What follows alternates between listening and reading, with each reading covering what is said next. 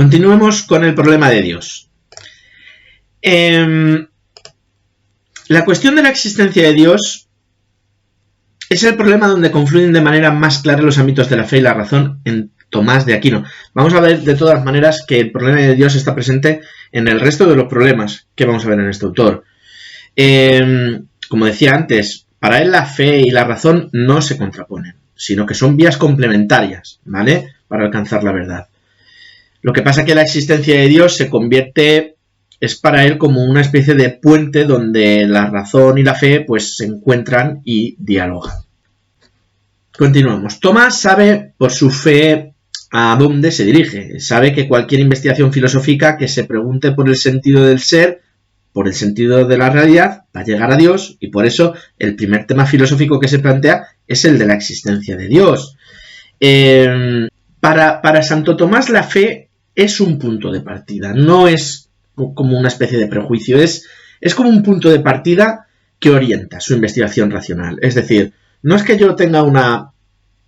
Santo Tomás tuviera una pretensión racional y por otro lado reconociera ser creyente, sino que el hecho de tener fe le invitaba a querer conocer, porque él creía que a Dios se le podía conocer a través de la naturaleza, a través de la información empírica y sensible que tenemos a nuestro alrededor.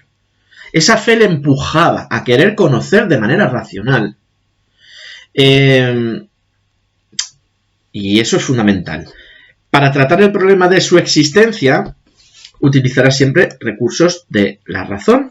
Y bueno, aquí es donde vamos a ver, en este apartado es donde vamos a ver, y se refleja muy bien esto que decimos, que para tratar el problema de la existencia de Dios va a utilizar siempre los recursos de la razón con argumentos racionales, que son las famosas 5 vías de la demostrabilidad de la existencia de Dios de Santo Tomás, porque son un ejemplo muy claro de esa utilización de principios filosóficos como el del movimiento, la causalidad o la contingencia para llegar a conclusiones lógicas sobre la existencia de Dios. Así que la razón tiene un papel fundamental también en la teología. Según este pensador, demostrar racionalmente la existencia de Dios es necesario y posible. Vamos a ver qué significa esto. Para Santo Tomás, la necesidad de demostrar racionalmente la existencia de Dios radica en la separación entre la capacidad limitada de la razón humana, es decir, él reconoce que nuestra razón está totalmente limitada, y la grandeza infinita de Dios. Es decir, es que nosotros llegar a conocer la grandeza infinita de Dios es una labor ingente y muy probablemente muy difícilmente alcanzable, ¿de acuerdo? Entender la totalidad de la existencia de Dios, eso es prácticamente imposible. Entonces, ¿qué ocurre? Que es necesario demostrar racionalmente la existencia de Dios, porque la existencia de Dios no es evidente. Y vamos a hacer una distinción. El ser humano no posee de forma natural el concepto de Dios. La proposición Dios existe, nos dice, es evidente considerada en sí misma, pero no considerada respecto al hombre y su razón finita y limitada. A ver, aquí se distingue entre una verdad evidente en sí misma, es decir, que no necesita demostración para ser verdadera, no necesita ninguna demostración lógica, no necesita ningún razonamiento, ¿vale? Porque proviene de la iluminación, proviene de la propia fe, proviene de creer profundamente en ello. Y después existe una verdad evidente que es para nosotros, pero esa verdad que es evidente para nosotros necesita una demostración racional. Si nosotros queremos pruebas racionales de la existencia de Dios, pues tenemos que generarlas. Y podemos hacerlo. No es imposible demostrar lógicamente y racionalmente la existencia de Dios. Y esas son las 5 vías de Santo Tomás. Dirá, oye, quien solo tenga fe y tenga mucha fe y además sea una persona iluminada y espiritual, podrá considerar que la existencia de Dios es evidente por sí misma, cae por su propio peso. Pero existen personas que no creen en Dios, ¿Qué hacemos con las personas que no creen en Dios? ¿O qué hacemos con las personas que no creen en nuestro Dios? Debemos poner encima de la mesa una serie de pruebas racionales y lógicas que sean capaces de convencer a estas personas de que efectivamente en el mundo podemos encontrar evidencias racionales y lógicas que sean irrefutables acerca de la existencia de Dios. Continuemos. Por tanto, es necesaria una demostración racional de la existencia de Dios, como decía, ¿vale? Y es posible porque el ser humano, apoyándose en las cosas sensibles que son proporcionales a su propia naturaleza, puede demostrar la existencia de Dios. Claro, es que lo que os decía, incluso los no creyentes o aquellos que carecen de fe pueden llegar a Dios mediante argumentos accesibles a la razón. Vamos a ver cómo. Por ello, Tomás rechaza el argumento ontológico o prueba ab simultáneo de San Anselmo. Considera que en esta prueba Anselmo realiza un tránsito ilegítimo que atenta contra el principio de no contradicción al atribuir una existencia real a una esencia ideal o mental. Vamos a profundizar un poquito más en ello. Vamos a verlo. Vamos a ver el argumento ontológico de San Anselmo. He hecho aquí una especie de esquema para que lo podamos ver. Y la crítica que hace Santo Tomás a este argumento ontológico. San Anselmo de Canterbury presenta un argumento a priori para demostrar la existencia de Dios en su obra Proslogion, y vamos a ver una visión sencilla y esquematizada. Si queréis, esto os lo puedo pasar en el aula virtual también. San Anselmo quiere demostrar que Dios existe necesariamente y su existencia se deduce de su propia definición. No hacen falta más argumentos. Dice San Anselmo: Dios es aquello mayor que lo cual que nada pueda pensarse. Es decir, que el ser más perfecto que no puede ser superado por nada. No puede ser superado por nada, es absolutamente perfecto. ¿De acuerdo? Y dice, y aquí radican ya los problemas. Anselmo diferencia entre dos tipos de existencia. La existencia mental, algo que existe solo en el entendimiento, como una idea, por ejemplo, una pintura que aún no se ha hecho, y la existencia real, que algo existe fuera de la mente en la realidad. Por ejemplo, con la pintura. Antes de pintar, la pintura está en su mente, en la existencia mental, y una vez pintada también existe en la realidad. ¿Cuál es el razonamiento? Si Dios es el ser más perfecto, si solo existiera en la mente, podríamos imaginar algo mayor, es decir, un ser que también existiera en la realidad. Si existe un ser solo en la mente, es menos perfecto que un ser que existe también en la realidad. Por eso es una contradicción, porque Dios debe existir en la realidad y no solo en la mente, porque es un ser perfecto. No solo puede ser pensado, sino que además debe existir. ¿Qué dice Santo Tomás? Pues que, en primer lugar, no todo el mundo entiende por Dios que sea un ser perfecto, ¿vale? Hay personas que consideran a Dios como un ser corpóreo o imperfecto, por lo que ese argumento no funciona. Además, y aquí es donde viene lo importante, Santo Tomás distingue entre algo que es, y aquí está lo importante y es lo que me importa que entendáis, y es por eso por lo que me he metido en este argumento de San Anselmo. Diferencia entre la evidencia de Dios, que Dios es evidente en sí mismo o es evidente para nosotros. Si es evidente en sí mismo, es algo que es verdadero por definición, como por ejemplo, el todo es mayor que las partes. Eso es algo verdadero por definición. El todo es mayor que cada una de las partes que integran ese todo, ¿vale? Y eso es así, pero existen también evidencias que son para nosotros. Eso es algo que nosotros entendemos fácilmente porque conocemos sus términos, porque estamos familiarizados con ellos, ¿vale? Que nos es cotidiano, por decirlo así. Para Santo Tomás, aunque Dios existe, sea una evidencia en sí misma, porque Dios es existencia, ¿está de acuerdo? No es una existencia, o sea, no es una verdad evidente para nosotros, porque existe un problema. El mayor error de San Anselmo es pasar del plano de las ideas al plano de la realidad. Dice, el hecho de que algo exista en la mente, como la idea de Dios, no significa que exista en la realidad. Si yo pienso en un cuadro que es perfecto, no no significa que ese cuadro tenga que existir. No puedo decir que ese cuadro sea perfecto. Será perfecto si no solo lo pienso, sino que además existe. ¿De acuerdo?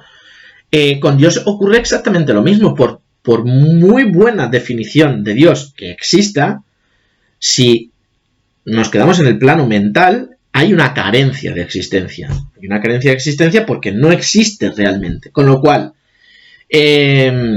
nos dice, el hecho de que algo exista en la mente, como la idea de Dios, no significa que exista en la realidad. Ejemplo, si pienso en un unicornio perfecto, eso no significa que exista en el mundo real. Por lo tanto, la existencia real de Dios no se puede demostrar a partir de una idea.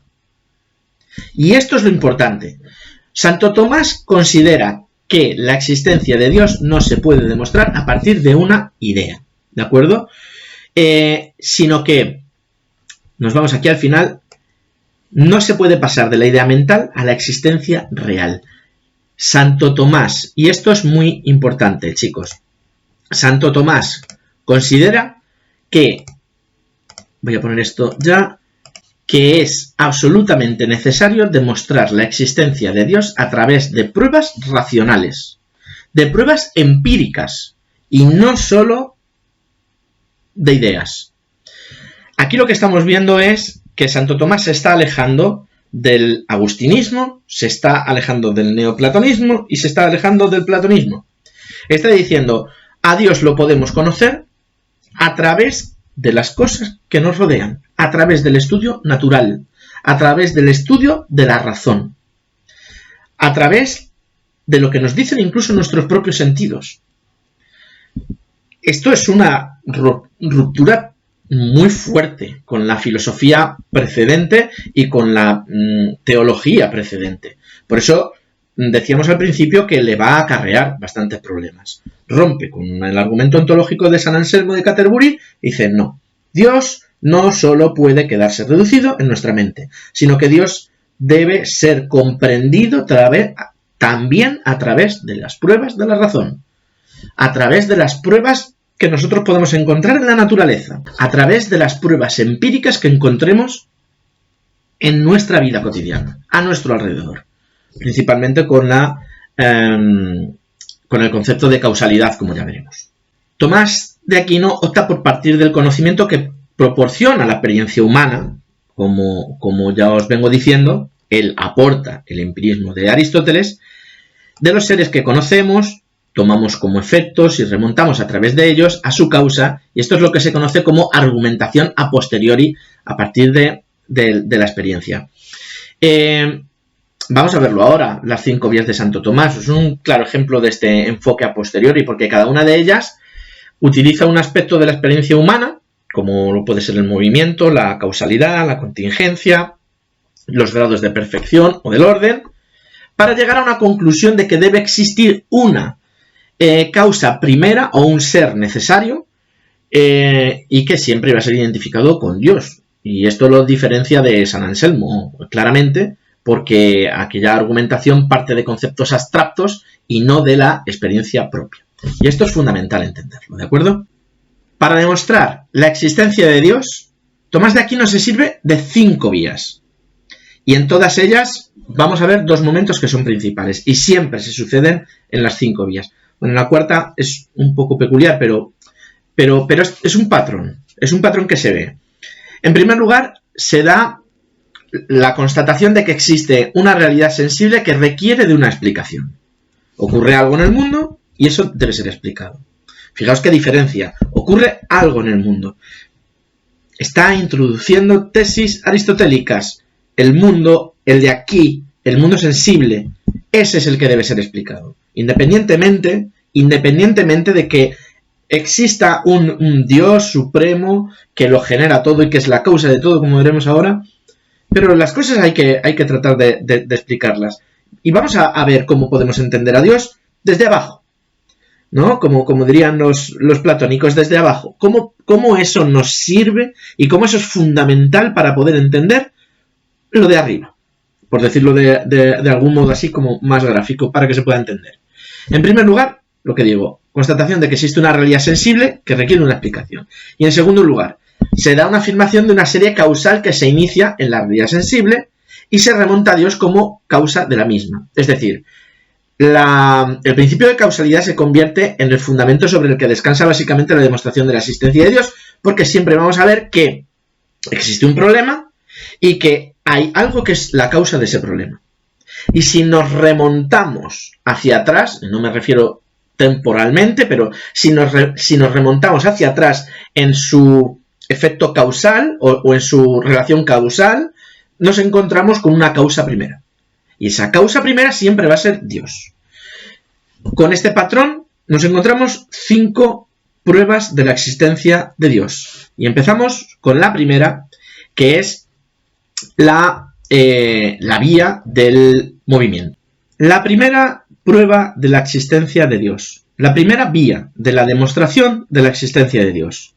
La primera vía es la del movimiento. Dice, es innegable y consta por los sentidos que en el mundo hay cosas que se mueven. A este hecho de experiencia se le aplica el principio de causalidad que ya formulaba Aristóteles, que decía, todo lo que se mueve es movido por otro.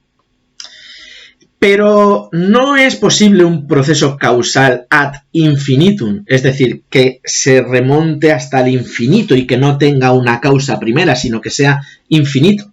Infinitas causas que desencadenen efectos y así sucesivamente hasta el infinito. Mas no es posible seguir indefinidamente porque así no habría un primer motor, una primera causa que dé como consecuencia un primer movimiento. Y por consiguiente no habría motor alguno. Claro, la imposibilidad de un infinito retroceso causal es un argumento fundamental. Es que es imposible que no haya un primer motor que lo mueva todo. Ese primer motor es aristotélico. Nosotros no vimos el problema de Dios con Aristóteles, pero para Aristóteles, si es que existiera algún Dios, desde luego era ese principio de movimiento, esa causa que genera ese primer movimiento. Porque si no, las cosas, ¿cómo podrían moverse? Cuando tú estudias el mundo natural y ves que algo se mueve, si algo se mueve es porque algo lo mueve. Y si eso impacta contra otra cosa, moverá otra cosa, y así sucesivamente. Pero debe haber algo que mueva por primera vez. Si no existiera ese primer motor que iniciara todo el movimiento, el proceso sería imposible, el movimiento sería imposible. Así que esa idea rompe del todo con la visión de un universo sin origen. Claro que hay un origen. El origen es Dios. De este modo, tenemos que aceptar la existencia de un primer motor que mueve sin ser movido él, claro. Porque si fuera movido él, habría que pensar quién ha movido antes y quién ha movido antes. Es decir, no podemos remontarnos hasta el infinito. Dios es lo primero. Dios es quien genera el movimiento. No hay nada antes que Dios. Dios es el motor inmóvil, como diría Aristóteles, ¿de acuerdo? Esto es Aristóteles puro y duro.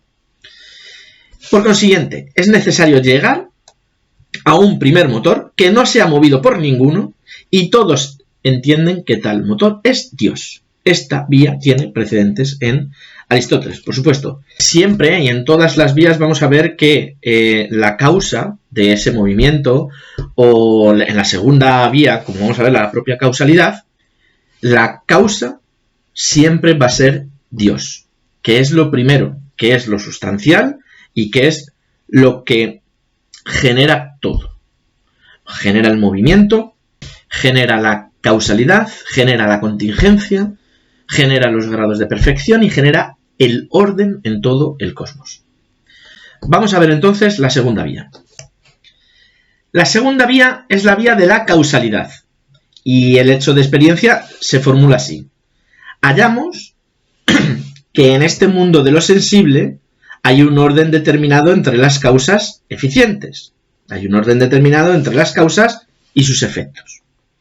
El principio de causalidad que se aplica es inmediato. Dice, no hallamos que cosa alguna sea su propia causa en el mundo sensible. Él no hace una distinción entre el mundo sensible y el mundo inteligible como Platón. Está hablando de este mundo que nosotros podemos experimentar, como lo decía Aristóteles, ¿de acuerdo? En este mundo que nosotros experimentamos, desde luego,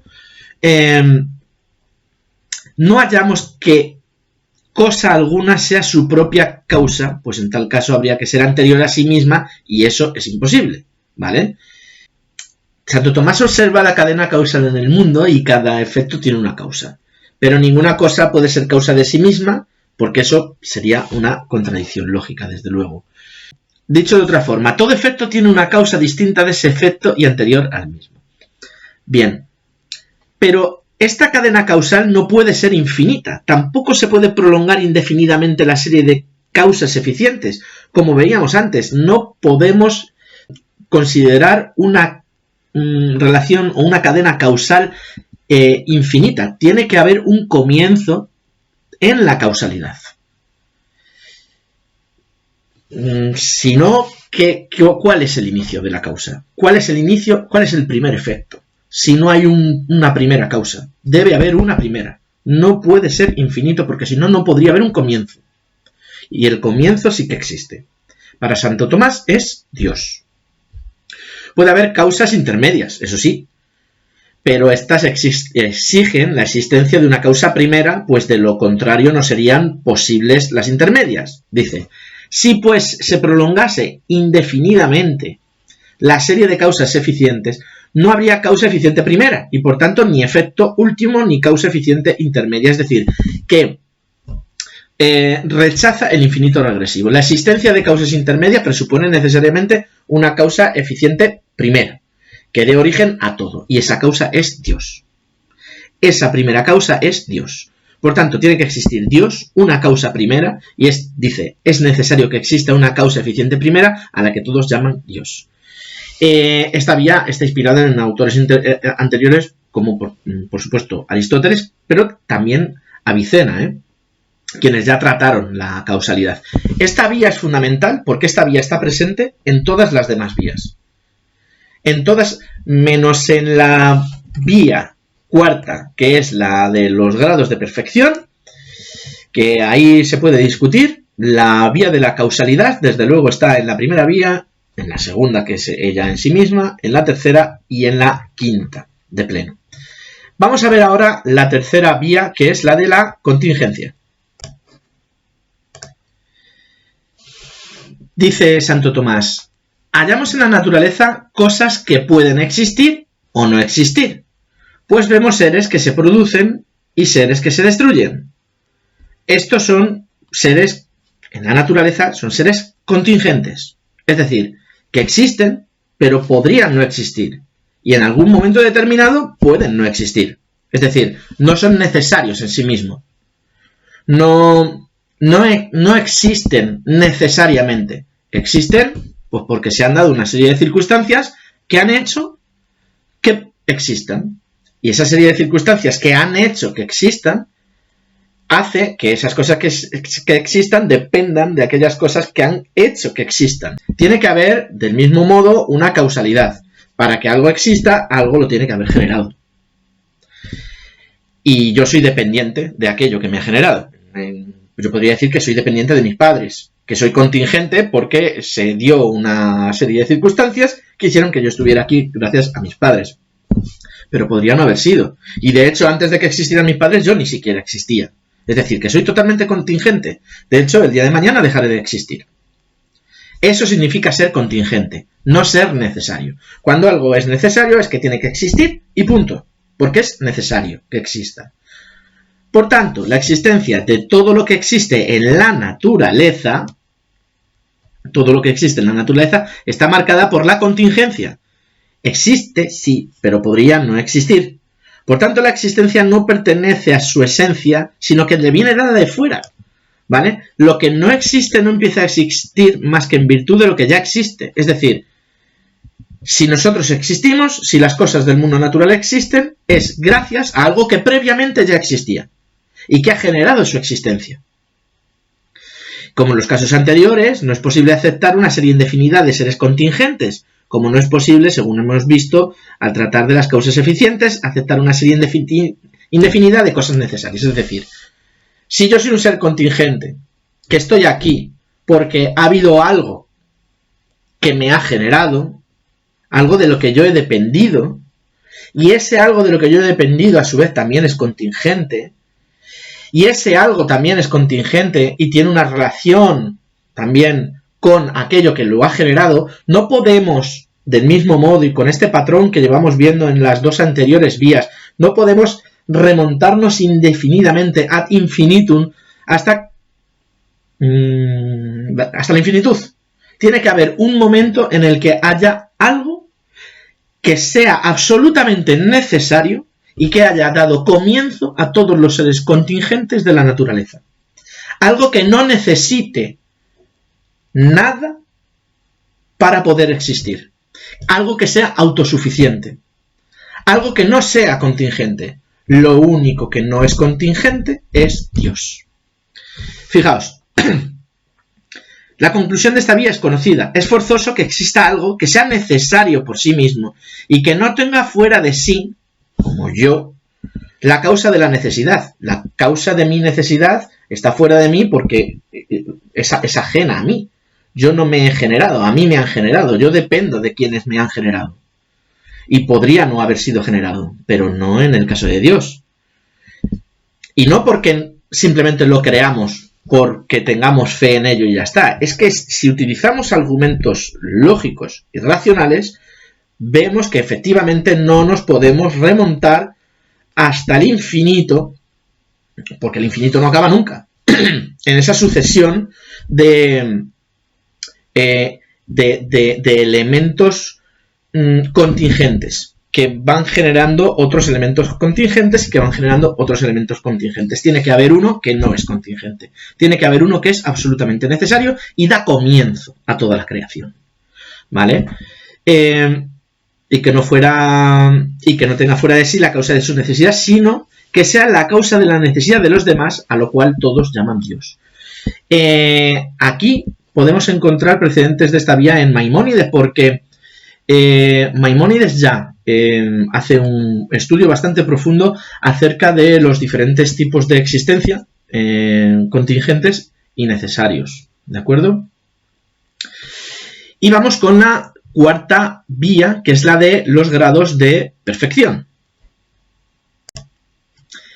Esta vía se sale un poco del patrón que venimos viendo en las tres vías anteriores, porque tiene raíces neoplatónicas. Quiere decir que está inspirada en el platonismo. Por eso os decía al principio que Santo Tomás no es un filósofo que estudie con exclusividad a Aristóteles, sino que conoce la filosofía de su tiempo, la filosofía precedente, y que él intenta integrar y sintetizar todos esos conocimientos, aunque Aristóteles sea para él el más grande y de quien más se nutre.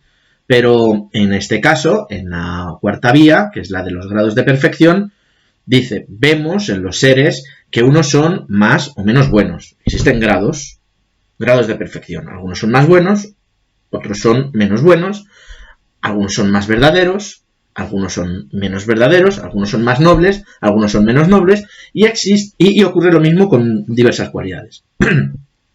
Esta es una vía de raíces neoplatónicas, como digo, y que no se ajusta exactamente al esquema descrito anteriormente. Esta vía no aparece explícitamente, no aparece en ella explícitamente un principio de causalidad, ¿vale? Aunque sí se puede adivinar de un modo implícito el principio de participación neoplatónico. Fijaos, los efectos participan de sus causas, eso está claro. Un efecto soy yo, las causas son mis padres, pongamos, ¿de acuerdo, no? Y por tanto, las criaturas que son más o menos perfectas participan de la máxima perfección, que es Dios. Dios es el ser supremo y más perfecto. Y nosotros participamos de esa perfección. Aquí está reconociendo esos grados de perfección en la escala o en esta pirámide que os enseñaba sobre los grados de perfección de las ideas, ¿no? Donde en la cúspide estaba el bien supremo o la idea de perfección, que yo os decía siempre. Pues bien, las palabras tomistas son las siguientes, dice Santo Tomás. Pero el más y el menos se atribuye a las cosas según su diversa proximidad, a lo máximo. Habrá más, habrá menos. Pero siempre se tiene como referencia lo máximo. Por tanto, ha de existir algo que sea verísimo, es decir, lo más verdadero que exista, nobilísimo, es decir, lo más noble que exista, y por ello, ente o ser supremo. Es decir, tiene que haber un ente o ser supremo que sea todo en su máxima expresión. Un poco más adelante aparece ese principio de causalidad ejemplar al que nos hemos referido. Dice, lo máximo en cualquier género es causa de todo lo que en aquel género existe. El desenlace de la vía nos resulta ya familiar. Existe por consiguiente algo que es, para todas las cosas, causa de su ser, de su bondad y de todas sus perfecciones, y esto lo llamamos Dios. Y bueno, como vemos, aunque el marco general de las 5 vías, y lo vamos a ver ahora también con la quinta, es aristotélico, en esta cuarta vía él combina ambas tradiciones, la lógica aristotélica con conceptos del neoplatonismo, porque le resultan útiles para dar una demostración más sobre la existencia de Dios. Y vamos con la quinta y última vía, que es la de la finalidad o el orden del mundo. Santo Tomás establece el hecho de experiencia de la siguiente manera. Vemos primero el hecho de experiencia. Vemos, en efecto, que cosas que carecen de conocimiento, como los cuerpos naturales, obran por un fin. Aparece también un principio de causalidad. Claro, Santo Tomás observa que los seres naturales, aunque carecen de inteligencia, actúan con un orden y con una finalidad, como si fueran dirigidos hacia un propósito concreto. ¿Cómo narices va a existir tanta perfección y tanto orden, incluso en el modo en el que actúan los animales, si no existiera una inteligencia superior que fuera la que lo orientara? ¿Cómo va a ser fruto del azar? Si seres que no son inteligentes son capaces de llegar a generar productos o realidades tan perfectas como la simetría que se puede ver en la colmena de, de las abejas. ¿Cómo puede haber en el mundo una simetría tal como la de el agua cristalizada, la proporción áurea que existe en la naturaleza? Ahora lo sabemos, con el número pi, el número phi, las proporciones matemáticas. Debe existir una inteligencia superior, según Santo Tomás de Aquino. Te lo decía, aparece también un principio de causalidad. Lo que carece de conocimiento, como cualquier animal o cualquier planta, no tiende a un fin, si no lo dirige alguien o algo que entienda y conozca a la manera como el arquero dirige la flecha. Claro, ¿cómo narices va a poder actuar de manera inteligente y de manera tan proporcionada y exacta y precisa si no hay alguien o algo que lo dirige? Este ejemplo, el del arquero, ilustra bastante bien cómo la inteligencia divina dirige el orden natural. La finalidad, el orden que se ve en el mundo solo puede ser explicado por la inteligencia de un ser supremo. Porque si no, ¿de dónde viene todo ese orden? ¿De dónde viene esa perfección? ¿De dónde viene esa inteligencia? Es decir, la finalidad le viene dada al ser vivo por una inteligencia suprema y ordenadora. En este caso, omite Santo Tomás la imposibilidad de que haya una cadena causal infinita, una serie infinita de seres que se transmitan la finalidad, y concluye directamente, ¿vale? Aquí se omite la causalidad y concluye directamente en la existencia de un ser inteligente. Dice Santo Tomás, existe un ser inteligente que dirige todas las cosas naturales hacia su fin, y a este le llamamos Dios.